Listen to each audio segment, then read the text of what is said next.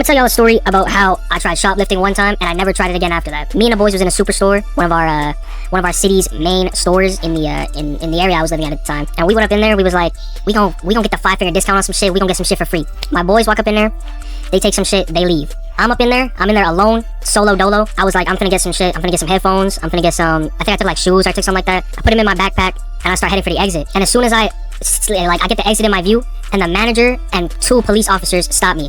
And they're like, we don't need you to empty the bag. I emptied the bag immediately because I was a goody 2-shoes ass kid. Didn't try running or anything like that.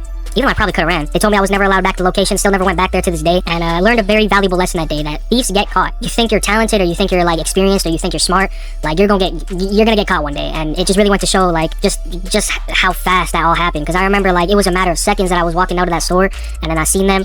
And they was like, you're gonna need to empty the bag. And it was just like, it was a pivotal moment in my life, bro. I'll always remember that story. I always remember how I tried walking up at that store, and just the fear, just the absolute pain that struck through my chest when I seen the police. There were like 4 or 5 cop cars out there for a shoplifting, like a petty thief, like a petty theft, you know what I'm saying? And it's like, shit, I could've went to the big house that day, but you know, they seen I was a little nigga. I was only like 12, maybe 11. And I didn't know any better. I was a little kid, you know? I never tried stealing before.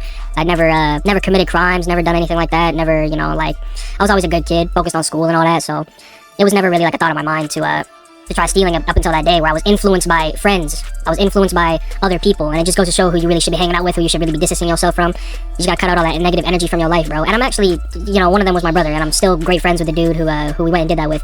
Shout out him. But yeah, you know what I'm saying? Didn't get away with shit that day. Yeah, taught me a big lesson. I never tried stealing anything again from that day forward, I'll tell you that much.